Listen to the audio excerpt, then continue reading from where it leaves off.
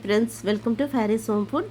இன்றைக்கி வந்து டேஸ்டியான சுவையான சிம்பிளாக சிக்கனில் உருளைக்கிழங்கு போட்டு கிரேவி எப்படி செய்யலாம்னு சொல்லித்தரேன். இந்த சிக்கன் கிரேவி ரொம்ப நல்ல ஒரு டேஸ்ட்டாக இருக்குங்க.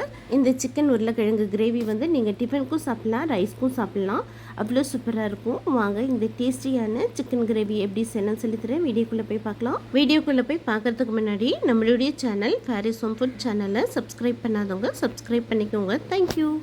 சிக்கன் கிரேவி பண்ணுறதுக்கு ஒரு மசாலா பொடி பண்ணணும். பேன் வச்சுக்கோங்க. ஒரு டீஸ்பூன் மல்லி போட்டுக்கலாம், ஒரு டீஸ்பூன் மிளகு, அரை டீஸ்பூன் ஜீரகம், அரை டீஸ்பூன் சோம்பு போட்டுக்கலாம். இது கூடவே ஒரு சின்ன துண்டு பட்டை, 2-3 கிராம்பு, ஒரே ஒரு ஏலக்காய் போட்டுக்கலாம். கொஞ்சமாக கல்பாசி போட்டுக்கோங்க. 6-7 காஞ்ச மிளகாய் போட்டுக்கலாம் காரத்துக்கு. அவ்வளோதான். எல்லாத்தையும் போட்டு நல்லா வாசனை வர வரைக்கும் வறுத்துக்கோங்க. தீய விடாமல் வறுத்துக்கோங்க. அவ்வளோதான். எல்லாம் நல்லா வறுத்தாச்சு. இப்போ நல்லா ஆற வச்சுட்டு மிக்ஸி ஜாரில் போட்டு தண்ணி ஊற்றி அரைச்சிட்டு வந்துடுங்க. பாருங்கள், இந்த மாதிரி தண்ணி ஊற்றி அரைச்சிட்டு வந்துடுங்க. இது ஒரு பக்கம் இருக்கட்டும். பேன் வச்சுக்கோங்க. எண்ணெய் ஊற்றிக்கோங்க. எண்ணெய் சூடானதும் 1/4 டீஸ்பூன் சோம்பு போட்டுக்கலாம். கொஞ்சமாக கருவேப்பிலை இலை, பொடியாக நறுக்கினா ஒரு வெங்காயம் போட்டுக்கோங்க. வெங்காயம் நல்லா கோல்டன் கலரில் வர வரைக்கும் நல்ல வெங்காயம் வந்து வதக்கிக்கோங்க. இது கூடவே 2 பச்சை மிளகாய் போட்டுக்கலாம். பச்சை மிளகாய் போட்டுட்டு நல்லா வதக்கிக்கோங்க. ஒரு டீஸ்பூன் இஞ்சி பூண்டு பேஸ்ட்டு போட்டுக்கோங்க. இஞ்சி பூண்டு பேஸ்ட்டு போட்டதும் அடிப்பிடிக்க ஆரம்பிக்கும். அடிப்பிடிக்காமல் வதக்கிக்கோங்க. பழுத்த தக்காளியாக ஒரு தக்காளி போட்டுக்கலாம். தக்காளி சாஃப்டாகிற வரைக்கும் நல்லா வதக்கிக்கோங்க. அடுத்து 3/4 கிலோ சிக்கன் வந்து 7 சதவீதமாக சிக்கன் போட்டுக்கலாம். நல்லா வாஷ் பண்ணி மஞ்சள்தூள் போட்டு வாஷ் பண்ணி போட்டுக்கோங்க. அப்போ தான் கவுச்சி வாசனை இல்லாமல் இருக்கும். நல்லா சிக்கனையும் போட்டுட்டு நல்லா சுருள வதக்கிக்கோங்க. இப்போ எதுவுமே தண்ணி ஊற்ற வேண்டாம். நல்லா ஒரு 2-3 நிமிஷம் நல்லா சுருள வதக்கிக்கோங்க. பாருங்கள், இந்த அளவுக்கு சுருள வதங்கினதும் அரை டீஸ்பூன் மஞ்சள் தூள் போட்டுக்கலாம். மஞ்சள் தூளும் போட்டுட்டு நல்லா வதக்கிக்கோங்க.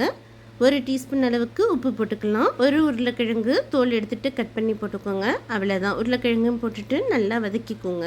இன்றைக்கி நான் இதில் தேங்காய் போடலை. உங்களுக்கு தேங்காய் விருப்பம்னா போட்டுக்கலாம், உங்கள் விருப்பம்தான். இப்போ அரைச்சிருக்கிற மசாலா விழுதை போட்டுக்கலாம். மசாலா விழுதையும் போட்டுட்டு நல்லா வதக்கி விட்டுக்கோங்க. உங்களுக்கு எந்த அளவுக்கு கிரேவி வேணுமோ அந்த அளவுக்கு வந்து நீங்கள் தண்ணி ஊற்றிக்கலாம். நான் இன்றைக்கி அரை கப் தண்ணி ஊற்றிக்கிறேன். தண்ணியை ஊற்றிட்டு நல்லா உப்பு காரம் எல்லாம் செக் பண்ணிக்கோங்க. செக் பண்ணிவிட்டு இப்போ 10லேருந்து 15 மினிட்ஸ் வந்து அடுப்பு சிம்மில் வச்சு மூடி போட்டு விட்டுருங்க. 15 மினிட்ஸ் ஆயிடுச்சு. இப்போ ஓப்பன் பண்ணி பார்க்கலாம். வாவ், சூப்பராக நல்லா கமன்ட்டு கோழி கிரேவி ரெடி ஆகிடுச்சிங்க. ரொம்ப நல்ல ஒரு டேஸ்ட்டாக இருக்கும். சிக்கனும் நல்லா பாருங்கள், சூப்பராக சாஃப்டாக நல்லா சிக்கன் வெந்திருக்குது. உருளைக்கிழங்கும் நல்லா சாஃப்டாக நல்ல உருளைக்கிழங்கும் வெந்துடுச்சு. அவ்வளோதாங்க. இப்போ கடைசியாக கொஞ்சமாக கொத்தமல்லி இலையும் தூவிட்டிங்கன்னா கோழி கிரேவி ரெடி ஆகிடுச்சிங்க. ரொம்ப நல்ல டேஸ்ட்டாக இருக்குங்க. இந்த உருளைக்கிழங்கு போட்டு சிக்கன் கிரேவி பண்ணும்போது சூப்பராக இருக்கும். வாங்க இந்த சிக்கன் கிரேவியை ஒரு பவுலுக்கு மாற்றிக்கலாம். அவ்வளோதாங்க. கமன்ட்டு கோழி கிரேவி ரெடி ஆகிடுச்சிங்க. சப்பாத்திக்கும் சாப்பிட்லாம், ரைஸ்க்கும் சாப்பிட்லாம். அவ்வளோ சூப்பராக இருக்கும். டிஃபனுக்கு இட்லி தோசை கூட சாப்பிட்றதுக்கு ரொம்ப நல்லா இருக்குங்க. இதே போல் நான் சொன்ன மாதிரியே செஞ்சு பாருங்கள். கண்டிப்பாக உங்கள் எல்லாருக்கும் ரொம்பவும் பிடிக்கும்.